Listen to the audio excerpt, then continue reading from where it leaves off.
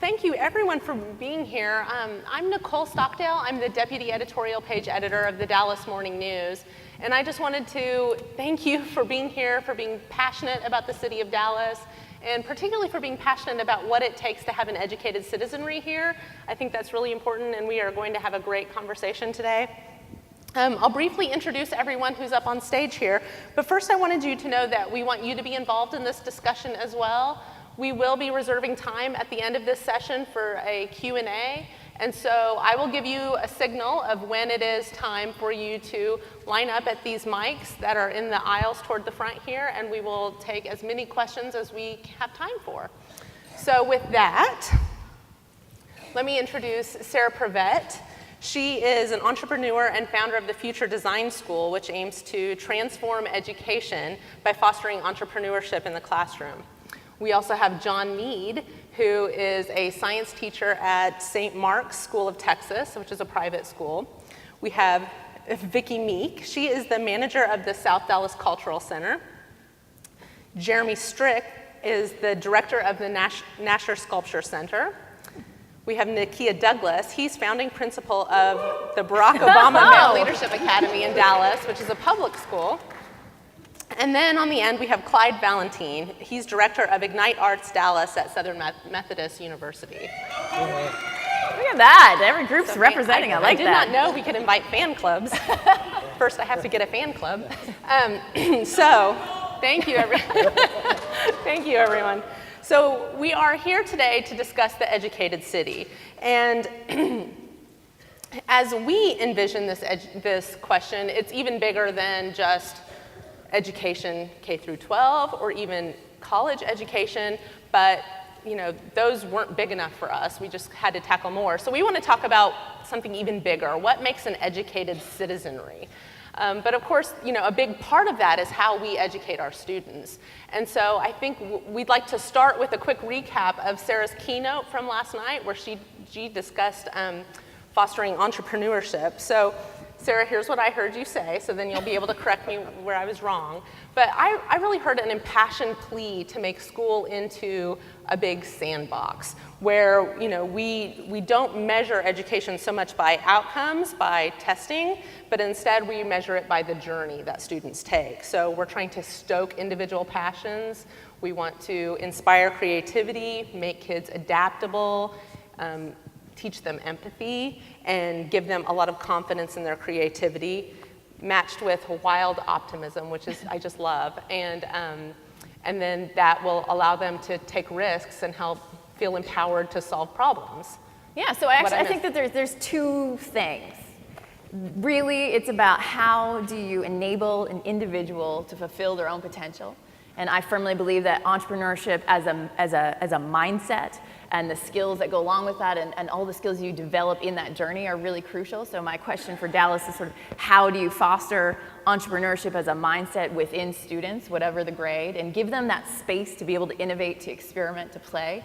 But secondary to that is also how do you empower the amazing teachers that you have in your city to be able to have their own passion projects, to be able to do their own innovation in the schools, because teachers, great teachers like the teachers that you have here in your city, they're doing amazing, amazing things in spite of a system that sometimes doesn't give them that flexibility and freedom. So my other big question on top of the innovation is for students is how do you foster innovation for teachers and give them that white space and that flexibility to be able to do big things in the school? So I think with that, we'll turn it over to some of the other panelists here. I'd like to start with the teachers. Nakia, let's start with you, being in the, well, not a teacher, a principal, but in the public school system in Dallas. Do you think that our teachers are empowered to foster entrepreneurship in the classroom? As leaders, we have to cultivate and create that opportunity. Actually, when we think about it from the perspective of our teachers, when we empower our teachers, we actually empower our students. What's interesting at our campus, being the founder, you have the opportunity to craft and create your own path, your own expectations. Mm-hmm. And so we've been very, very intentional in hiring those professional educators that first and foremost see themselves as professional educators. If you're here to cultivate and or create a system where you're so rigidly focused on assessments, you lose the true core of what education is meant to be. And so one thing that we talk about at our campus is we teach and then test. We don't teach to test. That focus initially takes the teachers back, it takes the students back because it's a transition, whereas we do have a system that is focused on numbers, that's focused on data. But holistically, what are we doing for our students?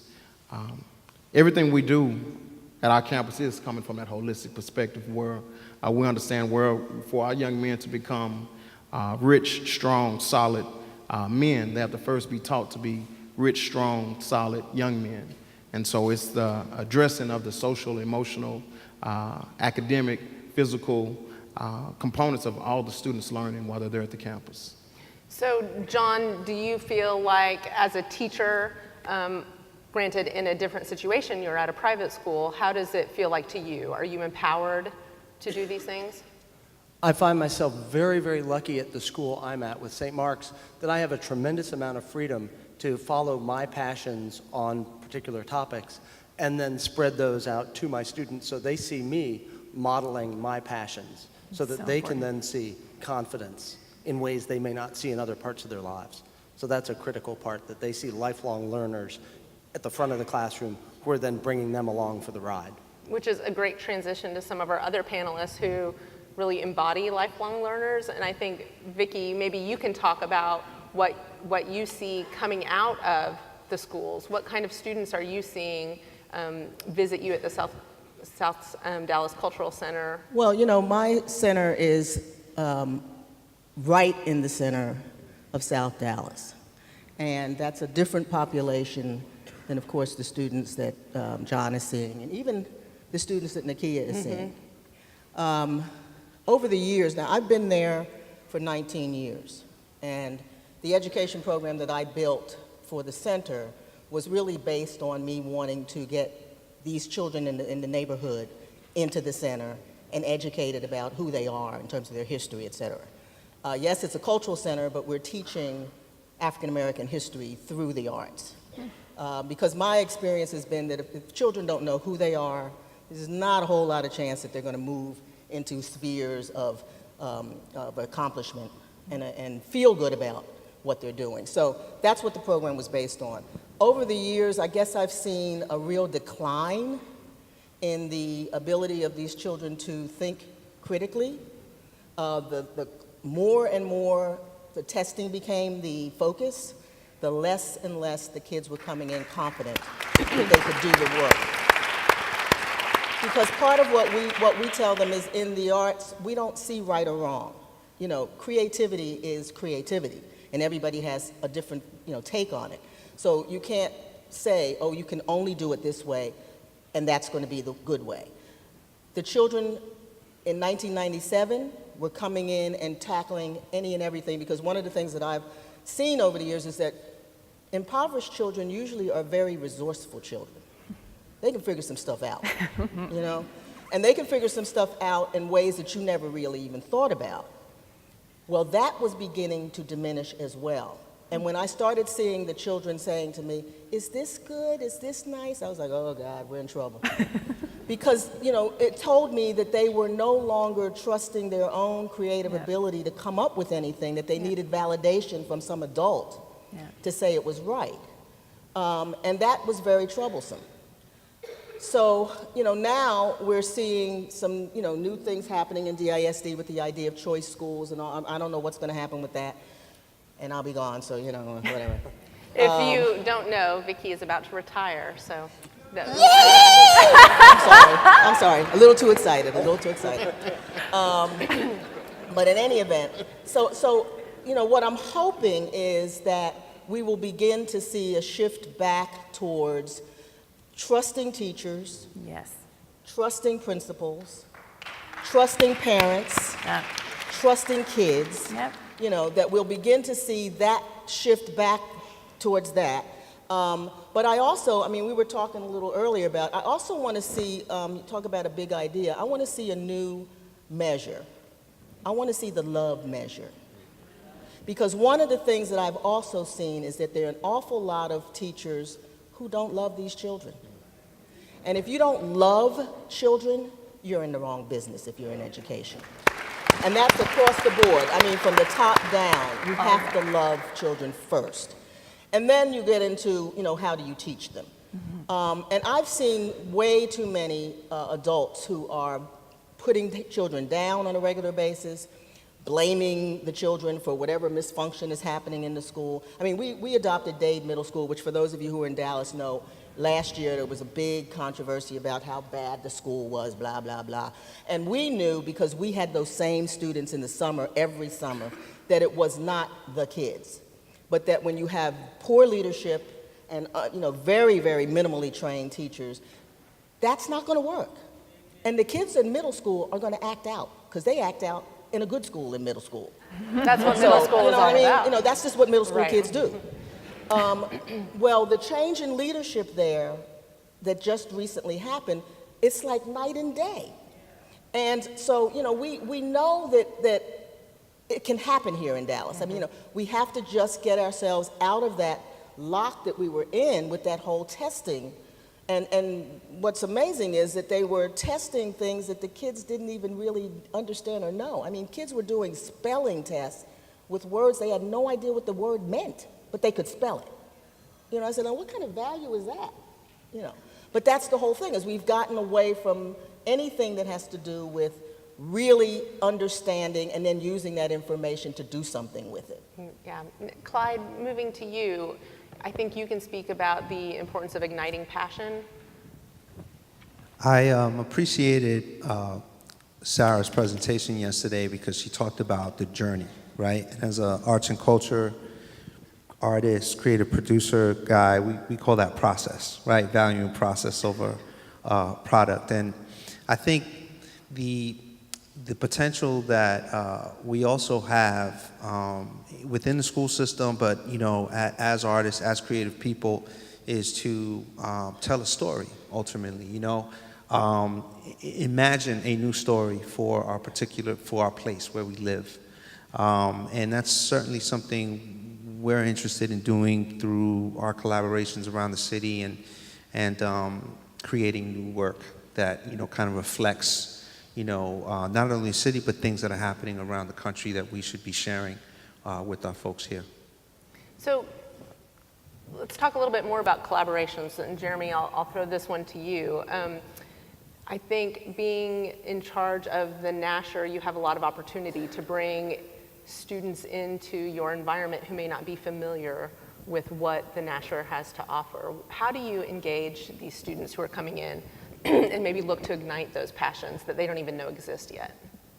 Yeah, well, actually, let me just return to something that everyone's touched on to some degree, as it relates to that question.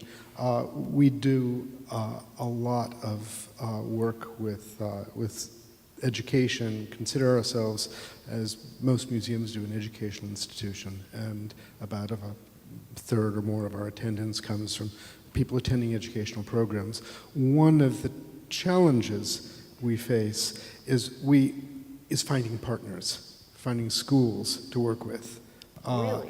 Because the schools with curriculum demands, time is very tight. How do they justify bringing their students into the museum?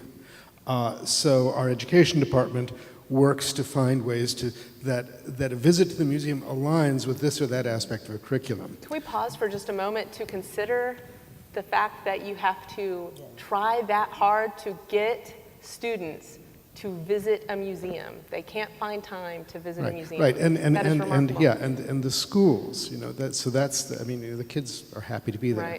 Right. The other part of it, though, is something that I've heard a lot of in various talks today, is really financial consideration. If you want a school to come, the school has to get a bus. Schools oftentimes don't have money for that. Right. So now we're actually providing transportation scholarships for schools and for individual students,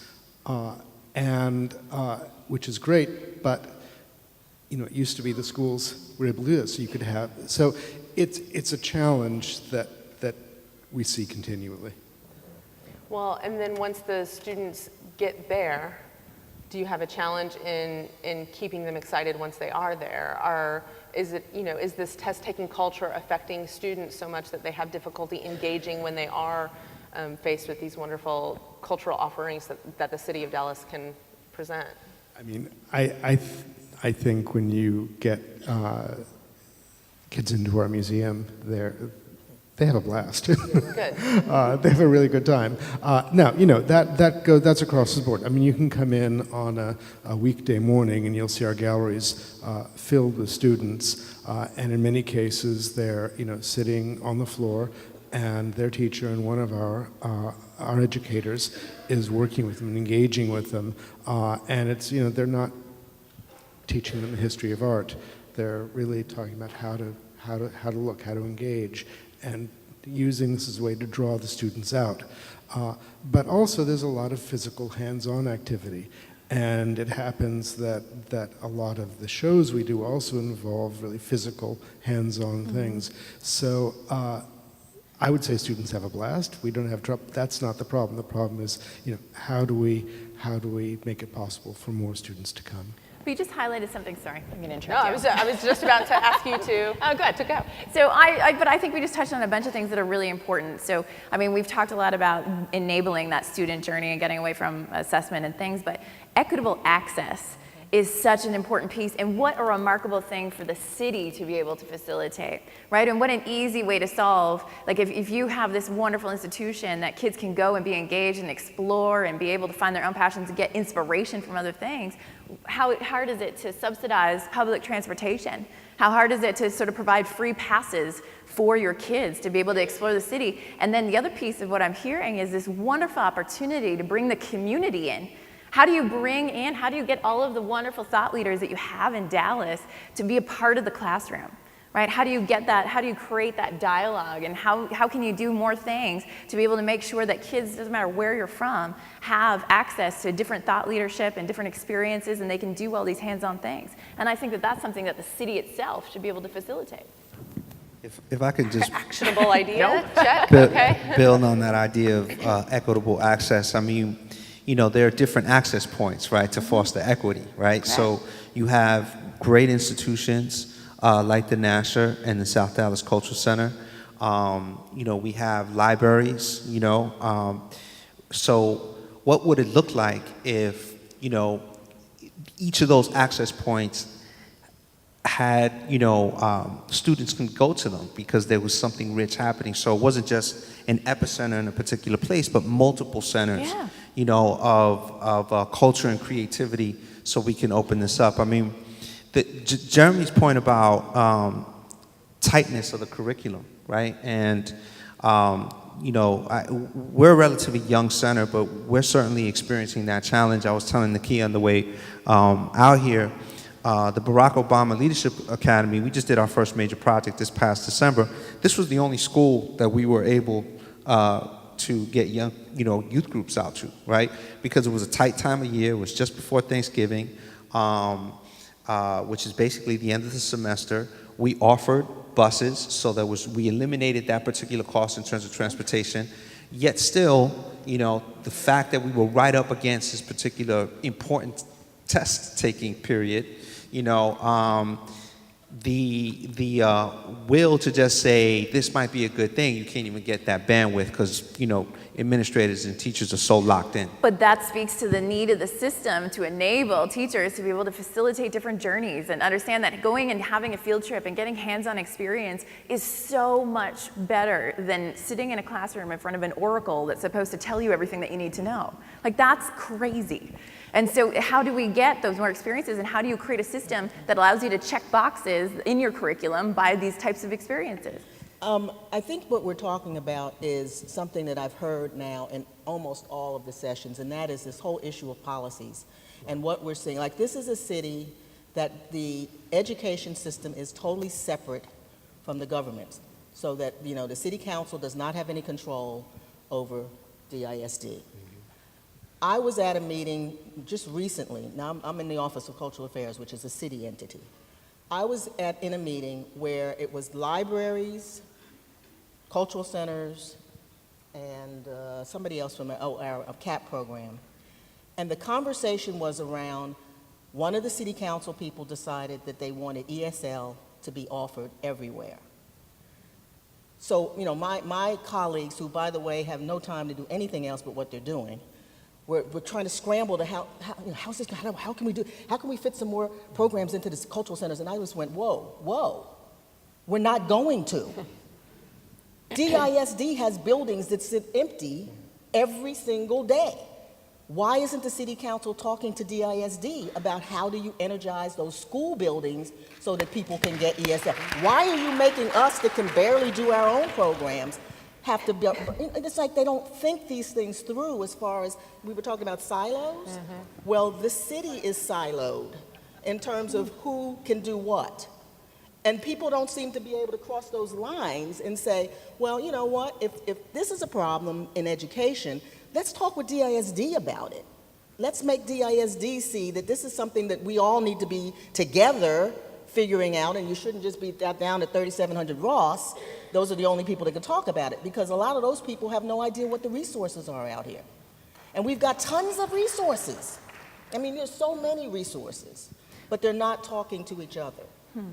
And we did see in the last couple of weeks what was almost a historic meeting of DISD in the city of Dallas to come in and talk about how some of those city policies affect the school district. So I think maybe we're seeing some progress there, and it's been much heralded. But ultimately, what we're talking about are adult issues that are affecting kids. Right. And as we're having this conversation about becoming an educated city, we shouldn't have been the only group that had that opportunity or took the opportunity. Why were you? How did you make it work? Relationships. We learned to be resourceful. And so when Clyde and his team reached out and they said there's an opportunity for our students and we could put it in our schedule, we did so. We were able to send all of our students no, but the students that had the opportunity to participate in that opportunity came back and shared the story, and others wanted to have the opportunity. You need a relationship with DISD? We're going to create it right now. But see, that's the whole point, though, is it's like principals become the gateway. And if a principal like Nakia says, I'm going to do something different, it happens. But if you try to go through the administration to say, on a whole school-wide basis, let's see if we can get... Lord, I'm so glad I'm retired. That's all I have to say about that. But like Russell Simmons said this morning, don't let anyone get in your way. You know, like try to break through the culture, do what you as an individual can do, and break through. But it would be great if we could reduce the number of barriers that people have to break through. Well, those are the opportunities to learn from, right? You know, again, back to Sarah's presentation, like the fostering an entrepreneurial mindset, I think is something that it really can become ubiquitous if we just, because we need that in our municipality. You know, we need more of that across our cultural institutions. Like it's a mindset that would allow us to solve some of these problems more quickly, right? Or overcome some of these challenges more quickly if our mindsets actually changed. Well, and there's a big thing, like the whole thing that I'm hearing is, you know, we have silos, we have these resources, they're not talking to each other. And what it takes is a bit of a bull in a china shop. You need to like stand up and demand a seat at the table. And like that's really where it comes down to, is how do you take this and how do you wake people up out of complacency and say, you know what, you have wonderful resources, how do we tap into these? And why isn't the school board being part of the conversations about how to find these cultural things? And why aren't people lobbying policy to change? You know it's freaking broken, fix it. All right, so now I'm going to bring up the bull in the china shop. We don't have any bulls in the china shop up here. Because we can't talk about this situation without talking about race and class. Because the reason why DISD, no one cares about it, is because DISD now is poor and primarily Latino, and it is not a system where anybody has a real investment in the middle class or above. So I see that as a gross negligence on the part of the city, because these students have to be productive. And until we start talking about why are they not the focus, why is it okay to have, I mean, how many schools have been declared under whatever that rating system is. But, IR. yeah, well, Yes, ma'am. what's that mean? Tell them what that means. IR means that these schools are basically low performing. Right. You know, we have so many of those schools that are low. Why is that? You know what I mean? It's like when I'm guilty of it. You know, my children are old now, but when they were little, my neighborhood school wasn't up to par. So I got my kids into the magnet system, and they stayed in the magnet system. So they never went to a neighborhood school. I think most of us in the middle class figured out ways to stay in public education, but to make sure that the kid got educated. So there's that whole issue of we have to be honest about what's happening with this particular school. And it's not just this particular school district. It's across the country in urban cities. But I think we have to take responsibility for that. I firmly believe that there's an onus on smart, capable people who are born into any level of privilege to look around. You see a problem, you have a responsibility to fix it. So my question is, what can we do? And how do you rally support of your community? I mean, the fact that you have all of these people here on a Saturday to talk about big ideas, this is the big idea. How do you get people, how do you let people be a part of solving that problem? Well, people have to get engaged. I mean, the fact that DISD's school board members win with only 3,400 people voting in a city that has 100 and some odd thousand registered voters, that tells you that no one's looking at the school district as something that's critical. I mean, I've never seen such low voter turnout as a school board election. And so, you know, we all have to take responsibility for that. Even if you don't have a child in the district, Totally. you know, you gotta see that that's affecting the city. Yeah. And, you know, we're not just talking about the education of K through 12. No, we're talking about the whole We are city. also talking about, like, okay, here's where we make it bigger. This problem of access and engagement extends to the adult population of Yes. Dallas. And so let's shift gears a little bit and talk about what we need to do to engage adults in their communities. And, you know, we've talked to you, Jeremy, about engaging children, but what about engaging adults? And I have a feeling that you have a particular clientele that's easier to get into the Nasher than other parts of your clientele. So what do you do for outreach?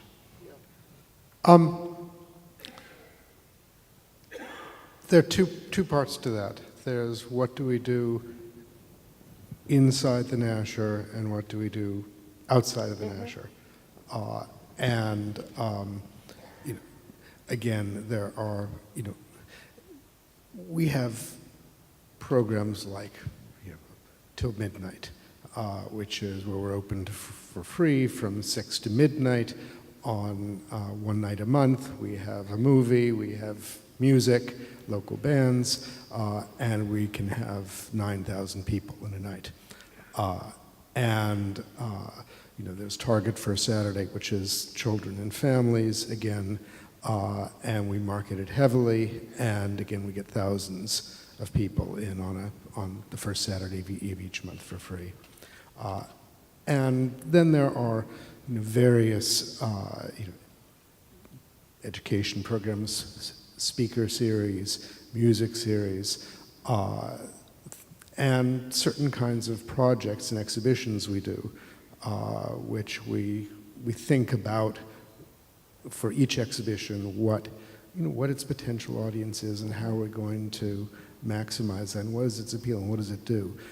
But there's another part of it because you know, I think as much as we want people to come in and we value the experience that they can have in the museum. And I'll just say, I just want to go back one second. I mean, if you come on the evening of a till midnight, yes, you might have 4,000 people sitting in our garden, but you'll also find that the galleries are full and people are really looking carefully and talking and engaging with the art.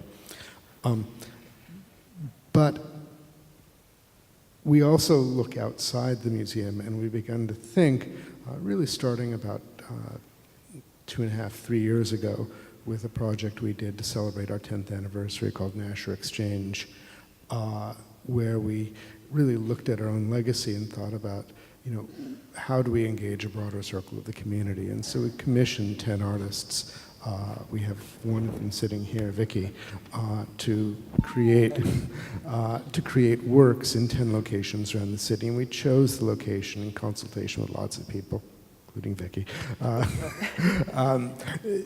to Cross a lot of lines. to really speak to the varying geographies of the city, the physical geographies, but also very much cultural, social, historical geographies, and imagine what each project might be and how it might interact with its community. Vicki's project, for example, at Paul Quinn College, really looked at the history of that institution and its predecessor on the same site, Bishop College, and the impact that institution had on the cultural life of the community, which had been, I think, somewhat forgotten. And that project is still on view at the college. Another project we have that's ongoing is called Translation, Vickery Meadow, where Houston-based social practice artist Rick Lowe worked with that community, which is the most diverse, I think, in the state of Texas, and where refugees are located or placed by various refugee organizations. And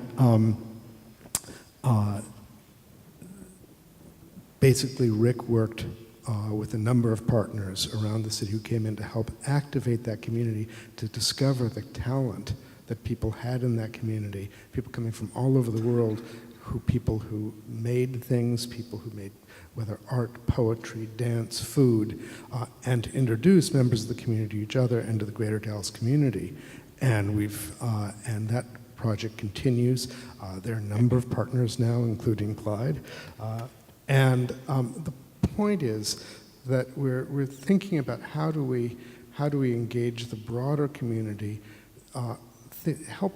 if we can use our resources to help the community think about its own potential for creativity, and we think that if people recognize what they can do themselves, they'll be an even more interested and avid audience for what we have going on within the walls of the museum. And that sounds like a bright spot in what we often hear is a real challenge in Dallas, and that is getting people to cross cultural boundaries. And so I think we'd be remiss if we didn't talk about the role that culture, race, and class play in keeping us in our own silos in Dallas. What can we do to help more people cross over? Because that's a big part of an educated citizenry, is getting out of those silos and being able to communicate with wide swaths of the city. So let's start with, okay, culture, race, class. What role does that play in a united city? It plays a significant role, because when we look at urban education, there are things that are allowed just in the city of Dallas that aren't allowed in the suburbs and or our private schools. Like? So for instance, the challenge with DAY, the transition in leadership, the amount of young teachers, inexperienced teachers at the campus. It never happens in the suburbs. It doesn't happen in private schools. And so when we think about that, why is that allowed? Why aren't there policies put in place that wouldn't allow a campus to ever get to that point? There is the challenge, and there's the understanding that just because my kids don't attend this school district and or I don't have any children at all, that you have to understand that Frederick Douglass said, it's easier to build strong children than to repair broken men. And so if we build a strong foundation, we focus on early childhood education, we make sure we put a highly certified, experienced teacher and or a passionate teacher who may be young but has been properly trained, success can happen. When we think about, again, going back to our campus, yes, we're a magnet campus and we have requirements in regards to the young men coming in, but we were real intentional with all the faculty and staff members we brought in. As we've had success over the years, we've had several teachers and faculty and staff members that have gotten promotions, but I remained intentional with making sure we put the best persons in front of our students. We have to make sure we do that for all schools. And when we do that, we won't have the travesties that we're having in public education, because right now we don't have a product. We're recreating ourselves within DISD to create a product where people will want to come to our schools. But right now, holistically, we don't have those products that would require people to invest themselves, even if they don't have students in the school systems, and or we're not telling the stories that need to be shared about our successes and how we are reinventing ourselves. Nicole, I want to speak a little bit about the whole idea of creating a populace that's culturally literate. Because one of the things that I know, and I know this from personal experience, I grew up in Philadelphia. Philadelphia is a very rich city culturally, and I was able to experience a lot of things as a child with my family. You know, my family we did these Sunday visits to the museums, et cetera, every single Sunday. We don't have a whole lot of that going on as far as nurturing families to be involved. You know, we have kids take field trips or whatever, but it was my parents taking us that made me know that was important.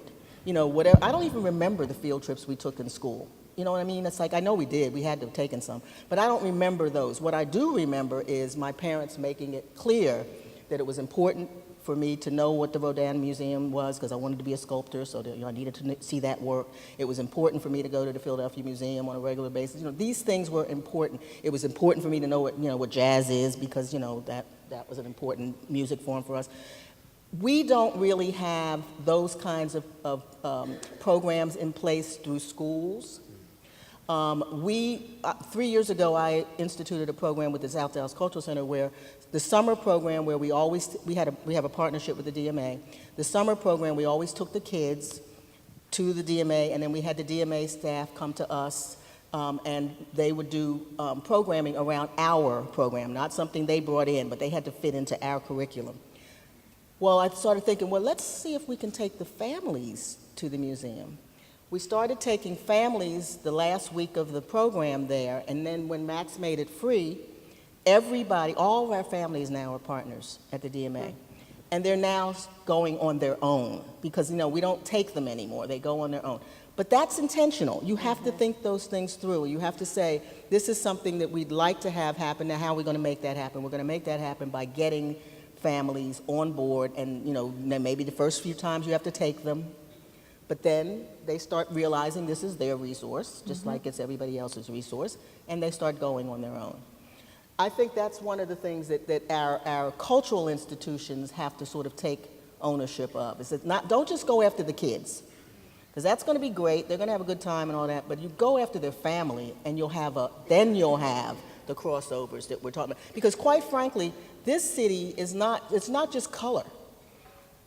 A whole bunch of white folks in this town don't know anything about these resources either, and don't go to the museum either. I mean, it definitely is about feeling that this is something that it was inculcated in you from childhood, that it's important, that makes you become somebody who is a consumer of culture on a regular basis. You don't have any problem getting these folks to go to a Cowboys game. And I can truthfully say I've never been to a single Cowboys game, because sports weren't important to my family. But if they had been, I'm sure I'd be all excited about that. But Vicki, we've talked about the feeling that you belong, and what a personal barrier that is for you as a parent or as an individual to go somewhere if you don't feel like you have a seat at the table. And so I think, you know, another part of that, not only do you need to have the personal impetus to get there, but then you also have to feel like you are welcome, and that you know what you're doing when you're there, and that you're invited. So how can you extend the invitation to some of these groups that you're not seeing represented at your cultural centers? How do you go out to them and say, you're welcome and your families are welcome here, and make it affordable for them? But that's work. I mean, that's the community development piece that people don't necessarily want to do. Well, but this is the key thing. That's what you have to get involved in. This is the key thing. We keep coming down to like, this is the problem, this is the problem. Like, first step is articulating it. But I'm sorry, you don't get a revolution unless you guys stand up and say, this is what we want. And it's up to Dallas. Like, you have to make a decision about what you're willing to put up with. And if you're totally okay with the status quo, I don't know why you're here, but if you're totally okay with the status quo, like, fine, then suffer through all the injustice and the crap. But if you're saying that this is a problem, then figure out what you can do as an individual. What are you going to do about this problem? Like, which problem that we've talked about, are you going to put your hand up and say, you know what?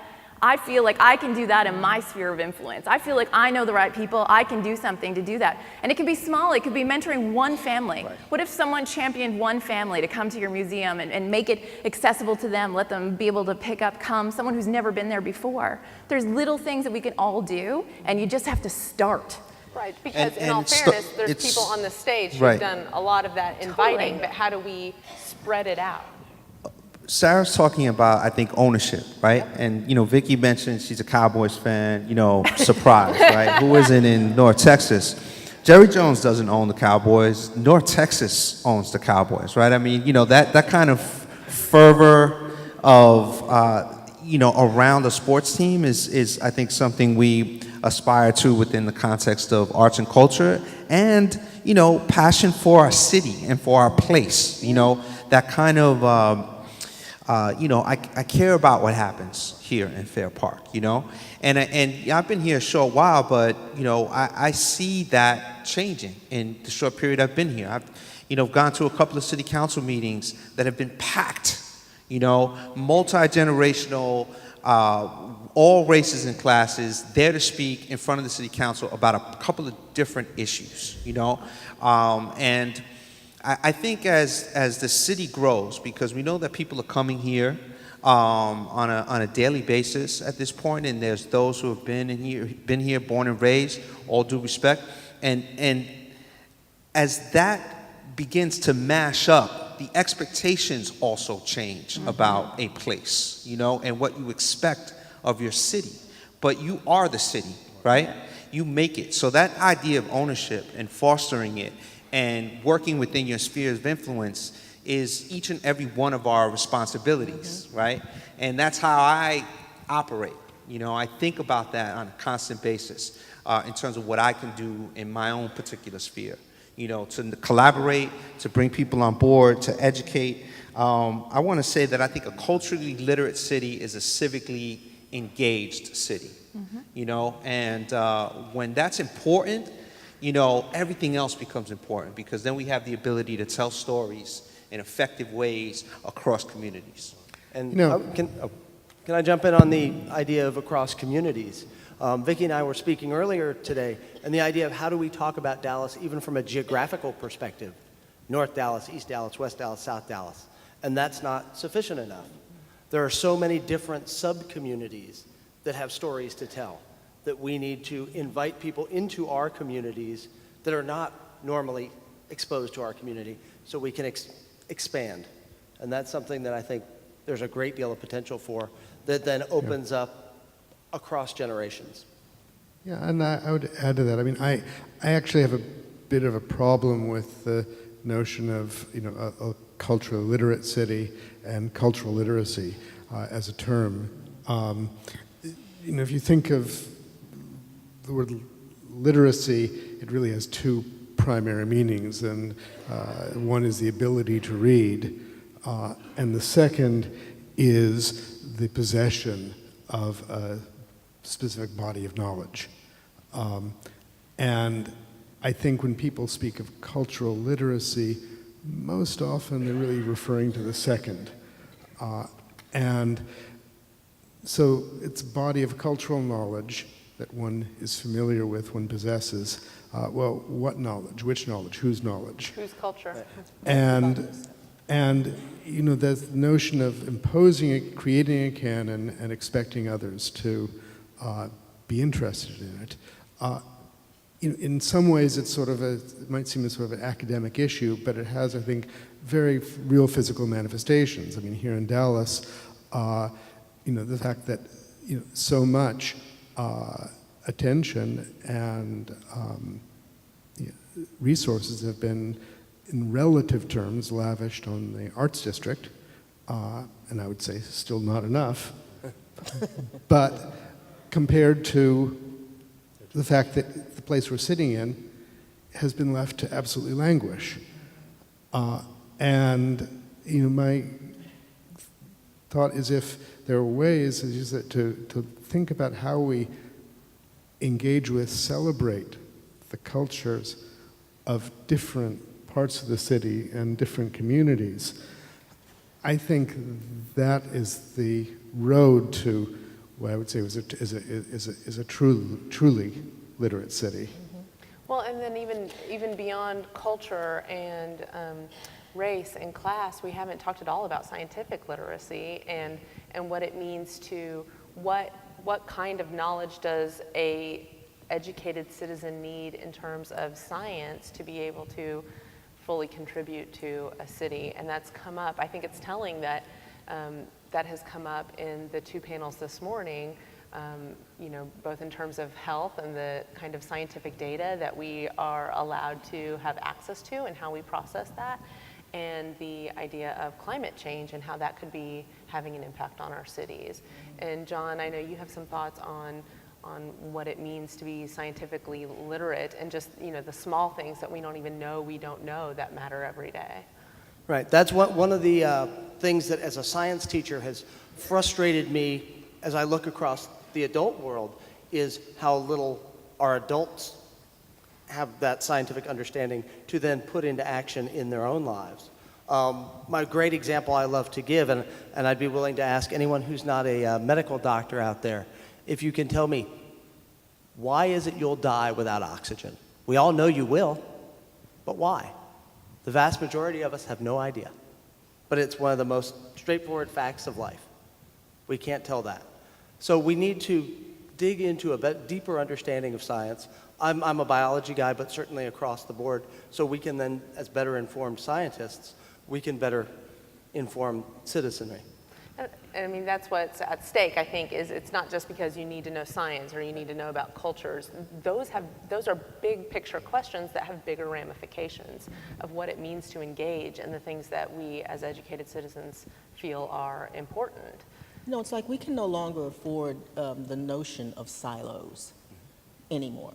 I mean, even in terms of just the way in which we view the world, you can't think of yourself just being a Dallasite, because that singularity doesn't exist anymore as far as the way the world functions.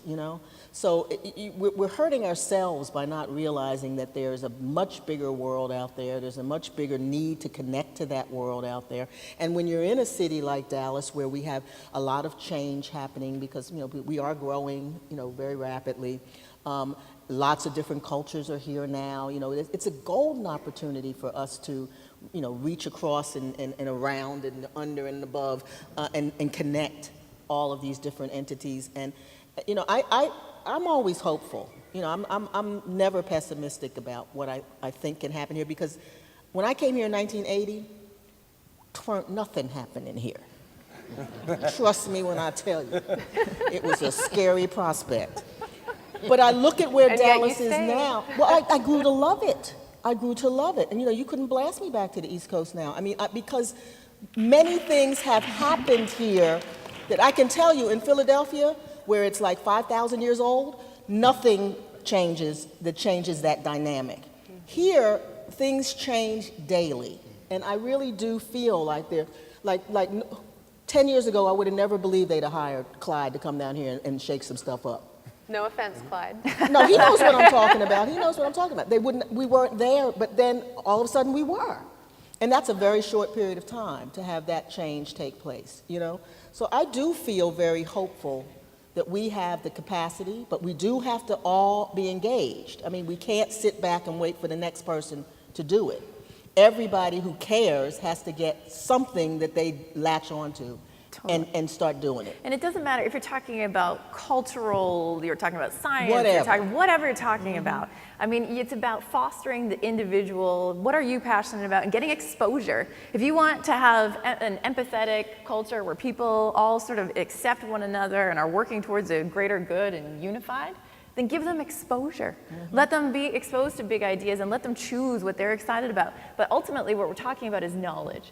And knowledge is power. And one of the things that scares the absolute shit about me about some places in Texas is this idea that we can trump science and reason with belief. And that's an issue. We need to always be in the pursuit of knowledge and data, and we have to fight for that.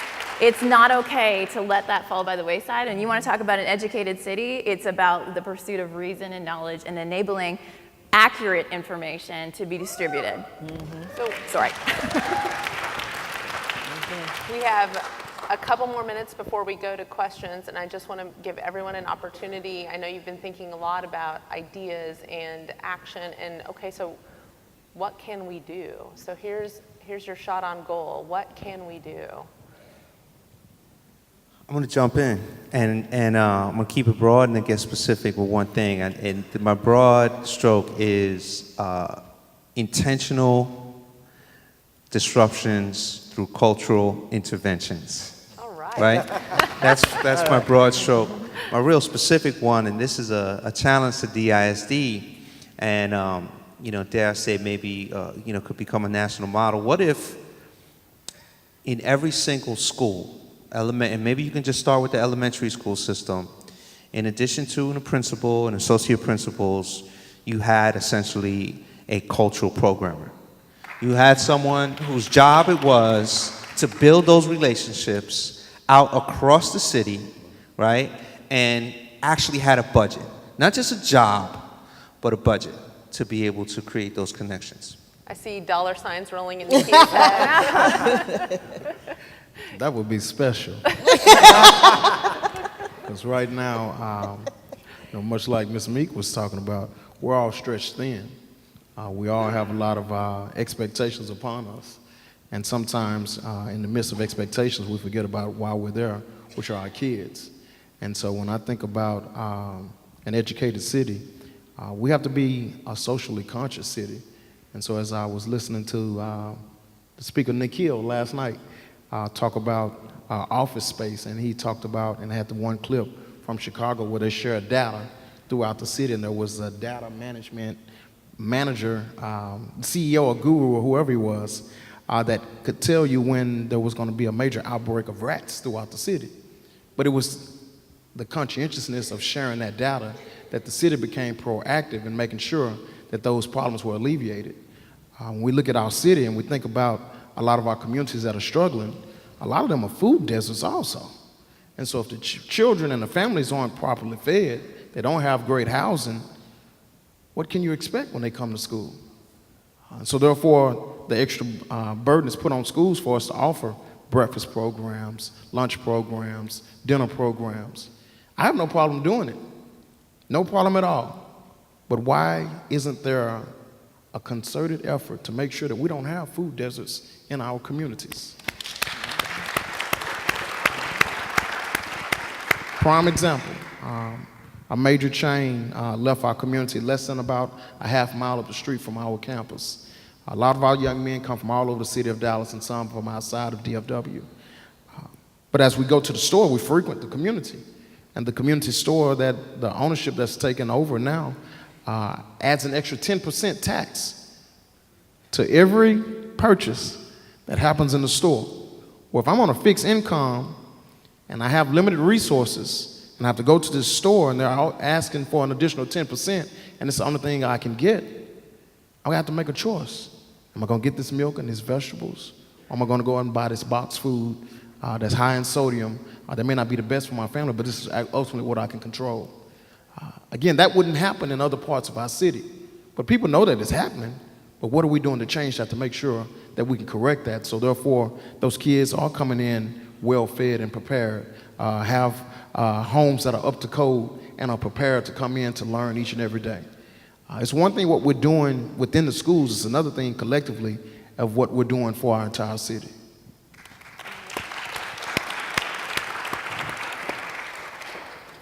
One of the things I see is that there are any number of organizations and individuals doing remarkable work.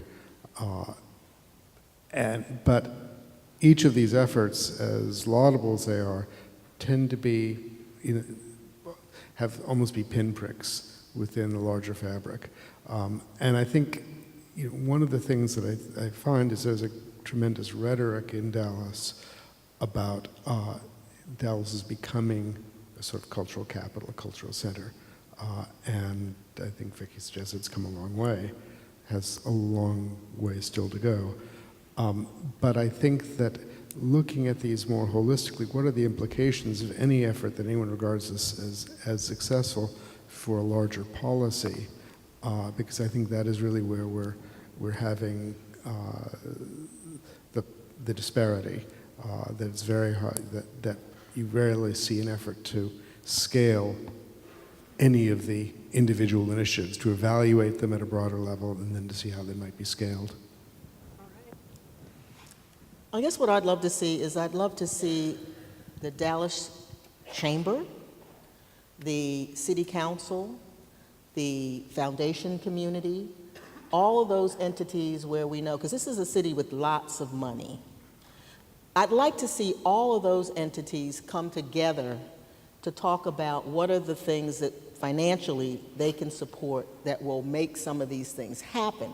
Because it isn't all going to, because of our tax base and all, it's not going to all come from taxes through the Office of Cultural Affairs or whatever. But we have the financial resources to say, these are going to be priorities, and not to make it the flavor of the year, which is what we typically do. You know, like one year it was arts, and in the 80s everybody got money and everybody was flush, and the next year in the 90s it was like, forget y'all, now we're doing this.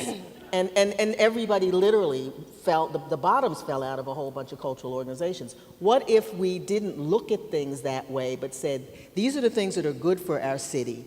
Let's come together and bring all these resources to bear on these things that we know are good for the city, and get it all coordinated so that it's not just 3 groups can get the money because they're the big 3, and the rest of you will just fend for yourself.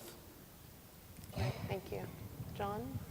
One of the things, and I come at this as a classroom teacher, the idea that we're all lacking somewhere in our knowledge base.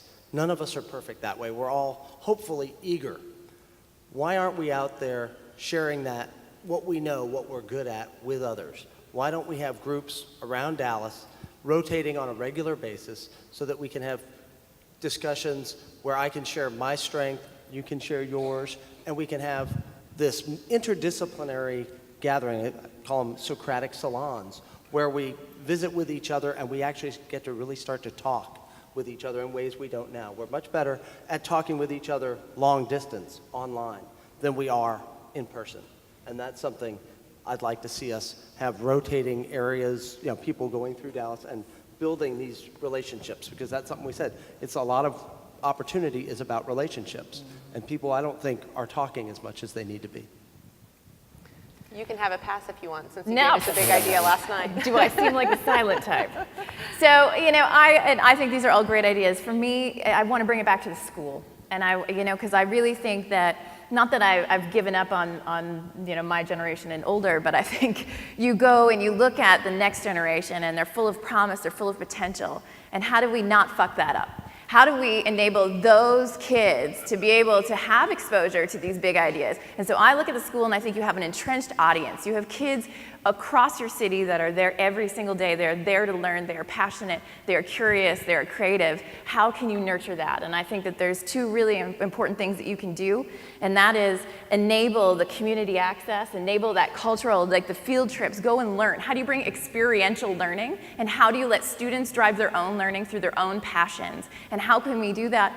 I really believe it's through teachers, and if you can't fight the system, then do it through after-school programs. And that's what we found at Future Design School. That's a lot of what we're doing, is actually empowering teachers to deliver that type of programming after school and in camps and making it accessible. And I think that there's a lot you can do to match schools. If you have a lot of money in one pocket of your city and you have areas that don't, creating those sharing. So if our school is going to go to the field trip, we're going to bring that school with us, and our school is going to pay for that. And a lot of it can be community driven. And I think that's the big thing that I want to say, is we have to stop looking at the authorities and things that are broken and expecting them to change. It really comes down to you. What are you demanding? What are you pushing? And what are you going to do to help advance the cause? What are you personally passionate about? And what change are you going to affect? Thank you. Okay, we're going to go straight to questions. We already have some people lining up. So I'll start right over here, and because we know we will have more questions than we have time, let's be as concise as possible, and we'll try to get a lot of these through. Bill Betson, retired middle school teacher. Sarah, your talk last night was fantastic. I was ready to give you a standing ovation. It was good, very good. You'll have another chance here in a second. You talked about the high end of motivation, though. And I'm very concerned about the child that's really hardly motivated at all. I think it's a brilliant, brilliant question. Agreed. So I think that there's a lot of sort of people assume that when you're talking about innovation and passion and kids who are engaged, you're talking about gifted kids, and you're not. So I was just telling John a story, because he said something similar to me before we came out on stage. I was telling him a story about a child that we had that was really, really struggling and disengaged. And I think when you find something that they're passionate about, every kid is naturally passionate about something. So finding it and letting them have flexibility. The problem that falls apart when we talk about student engagement is we try to tell them what they should be passionate about, and we try to give them something and be prescriptive. If you start in a very honest position of asking a child what they're passionate about and then letting them learn through that lens, they're going to be engaged. And so that's the answer. I've never met a child who wasn't naturally engaged. Sometimes we just beat it out of them by the system and the expectations that we have in the classroom. Well, but that's why I was going to actually move over to Miss Meeks, because you touched on the issue that is the big issue, and that's parental involvement. And that wasn't covered enough. All of you deal with relatively gifted groups that are selected, and we need to pull the parents that are forced to send their kids to school. We've got to get them involved. I'm going to stop you because I don't cream. I take whoever comes first to my center. Well, that's true. I know you do, but you talked about you as a parent and child, because that is so important. Yeah, but I'm saying, but I've worked to get the parents involved, because we do not allow parents to just drop their kids off at our center and go on about their business. I had to work many years to get the trust of parents so that they are now a part of our program just like the kids are. And that's the thing, is it takes a lot of work. It does. You know, it's not something that just happens because you want it to. You really do have to build trust in these parents so that they will then become your best allies. And one of the best ways to build that trust is to create that environment where the kids love it. I used to teach kindergarten, and there weren't many black men teaching kindergarten when I started teaching. And so sometimes parents would come to the school just to find out who was this man that my son or daughter was coming home talking about. And so they became engaged because I was that unicorn that just really didn't exist. But when we create sound schools in our communities, it becomes that unicorn that didn't exist. And so when we think about our school, yes, we're a magnet school and young men have to apply, but now we're an option that didn't exist. And so we've had to build the trust not only with the students, but also with the community, just for them to even bring or even allow their young men to apply to our campus. With the model that we have that's taking place within the district, there's an opportunity to create that, but the trust still has to be there. And once you get the kids, you can get the community, you can get the parents. Thank you. Let's go to the next question here. How you doing? I'm Thomas Johns. I have an education program, and what we do is we go into schools, different places, and we give a group of 10 kids $1,000 to work on whatever their passion is. And we believe that talent hits the target that no one else can hit, but genius hits the target that no one else can see, and inside of every child is genius. But, every now and then, the kids are like, Mr. Thomas, what I'm doing is hard. It's hard. They love it, but it's like, oh, this is really hard. And so I always look for stories of that time when, in your personal life, where that voice of disbelief in your own life was really strong, and what you did to counteract that. And I just give them those stories to help encourage them. That's awesome. So are you looking for stories? Oh. I'm just going to say that my mother would tell you that I never had any doubts about what I was able to do. So I didn't go down that road of self-doubt. Yeah. I mean, I thought I could do. I'll give you a quick thing. When I was in kindergarten, I came home from school and told my mother that I was going to be a part of the talent show. I was going to sing, dance, and play the piano. Mm-hmm. And my mother said, "You don't play the piano. And you can carry a tune, but I wouldn't say you sing. Now, you can dance," because I took that. I mean, to me, it just, I was going to do it. So I can't give you a story about, self-doubt. I just never had it. Sorry. I'll give you a quick 2-second version. I was a sophomore in high school, college. I was coming off of academic probation after my freshman year. So I was on my way out of school. And I was taking a summer class, and I was really struggling with one summer class. It was really kicking me in the butt. And I did well in high school, 90 plus, you know, A+ student, whatever. But college was a whole different ball game. I wasn't ready for it.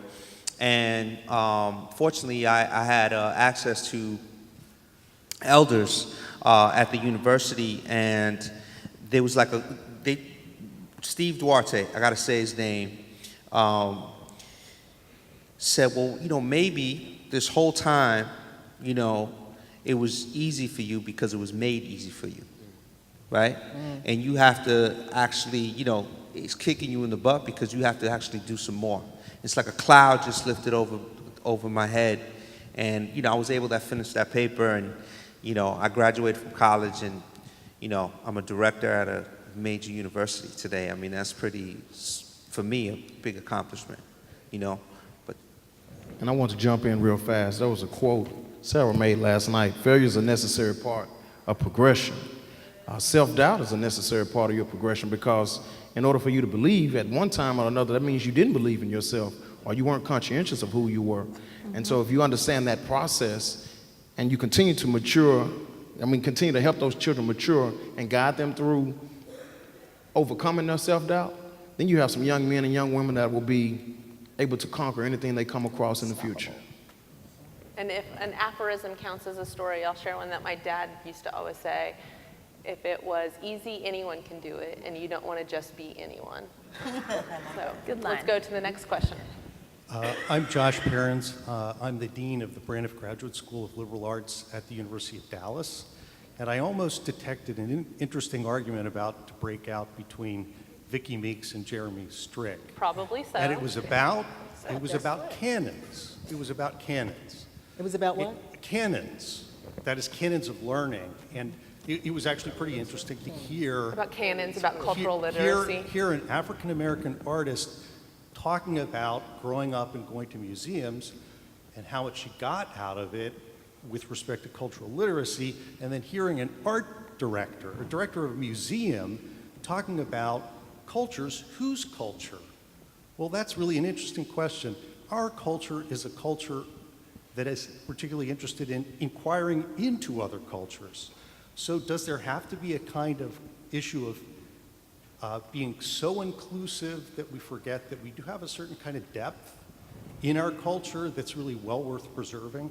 So I'd like to hear a kind of dispute about this, about cultural openness and closure. Well, I don't know whether there's a dispute or not, but I would say that in an ideal world, cultures would be everyone's culture, but culture is and always has been a tool. And I think that to understand how that tool works and how it has worked is essential to our understanding of the nature of a culture and our appreciation of it. It's not I don't think it's a matter of being either universally celebrating or being pejorative. It's just a matter of recognizing that everything we do is part of the other things we do.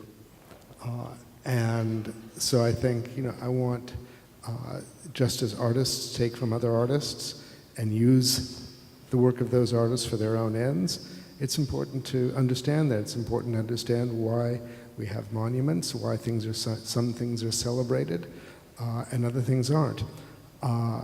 And I don't think it diminishes the possibility to appreciate, say, what's in a museum like the Nasher or the DMA, but to understand that these objects and the appreciation of these objects has a history, and that history has consequences and will continue to. Did that answer your question? I guess so. Well, I'm not sure what you saw as a dispute. I'm not sure. Would you? I think I heard it a little bit that, Jeremy, when you said that you didn't think there was so much a cultural canon, and I think there is a canon. Okay. There has been. I mean, I think, but you have to understand, 20, 30 years ago, that canon was essentially undisputed. Today, today we see that there are other traditions. I think in general, there's much greater appreciation for the value of other traditions, other kinds of cultural production. So it's expanding the canon, So really. it's expand, and the understanding of... Well, and then I should say, too, that, where I grew up, I had access to a whole bunch of stuff that was not just one cultural point of view. Actually, that was my point was, in fact, the greatness of the West is a kind of openness to other cultures, though I know that's actually itself considered disputed. I think it's really true, but anyway, that's just my 2 cents. Okay. Thank you. We'll move on to the next question. Thank you. My name is Van Stripling. I am a school board trustee in DeSoto. So this conversation, while I love it, the problem I see with the conversation is the inability for adults to be honest with ourselves about the problems of education and the problems of culture. And a lot of the problem starts with this. We have been miseducated about education and who education is for. And we're unwilling to be honest about how we have given education to our young people, okay? So let's talk about some of the fundamental issues of the evolution of education, and let's address those. Because the problem, if we don't, we continue to enact policies to correct something that we cannot fix because we have not identified the real issue, or what we call your core issue, right? Mm-hmm. So in education, so what are some of the problems? We know that financially, in this state, that's a problem with education, especially in this state, right? We know the inequities of finance in education. And excuse me, I'm talking a little fast because I was a little upset earlier because I feel like you guys are dancing around what we really need to be talking about. And we need to stop dancing when it comes to education, okay? We're going to run out of time for anyone to answer. And that's fine, and I'm okay with that. But what is the number one problem? Well, there's not just one. That is the truth. That's not just one. What is the problem that wasn't highlighted? Well, this is your moment. Forgive me. I'm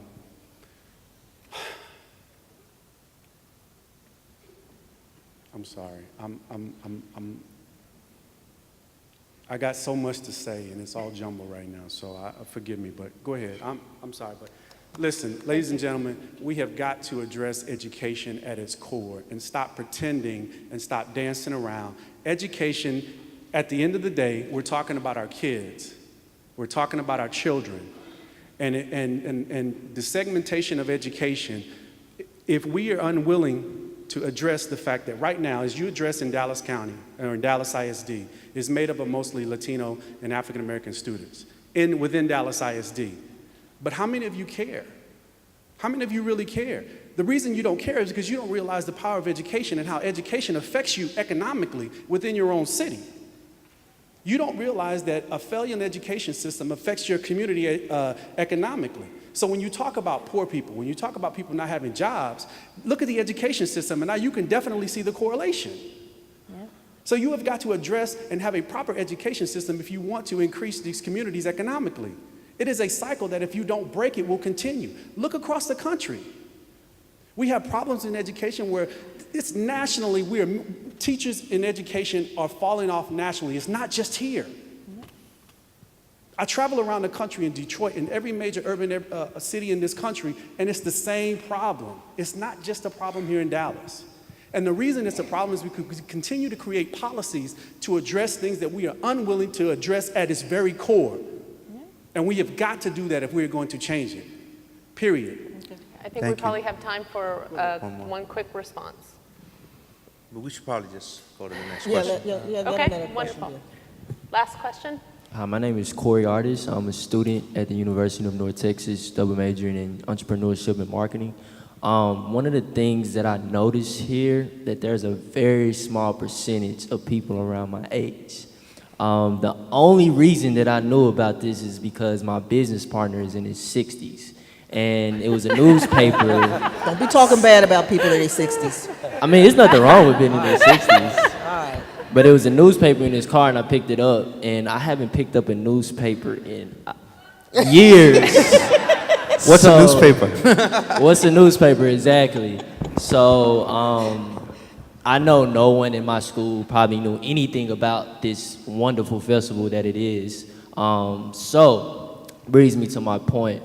I throw events, I'm a promoter, and I bring out a mass group of people, and I understand marketing to the younger generation. And obviously you guys are up here to, of course, educate everyone, but the new generation are gonna be the people that actually really, really, really make that impact and change. So this is kind of a personal question. What do you guys suggest for me to do as far as to help bring awareness to the younger community, because I can do so? And also, what resources could you guys help me with to maybe, I don't know, work with this festival, maybe work with the educational system, I don't know. I heard Ms. Vicki say that it was 3,400 people that voted. Like, that's crazy. And I'm one of the people that didn't vote. So it's like, but I didn't vote because I didn't know. That's the only reason I didn't vote, because I didn't know. Okay, do we have, Can't use that as an excuse. Well, I could I'm on just say, social media all day. I'm on Twitter, personally, you know? we brought about 15 young people younger than you that are here today, you know, and that was agency, again, within my sphere of influence. So, you know, I agree with you wholeheartedly. There could be always more young people in any room, you know, so we can continue to work together on an intergenerational level. As I get older, that becomes more important to build bridges. In terms of voting, I can't really speak on that. Let's let you take responsibility. You got friends. Yeah. Don't go nowhere without your posse. You know about something, bring your posse with you. You know what I'm saying? I mean, we all have to start saying it's our job to do the next thing that needs to be done. Yeah. And I don't ever want to hear you say, I didn't vote because I didn't know. Especially with what's coming up. Everybody better be voting. That's a great note for us to close on as we're out of time. Thank you, everyone. This concludes our session. Please stick around for the next one. Thank you, everyone.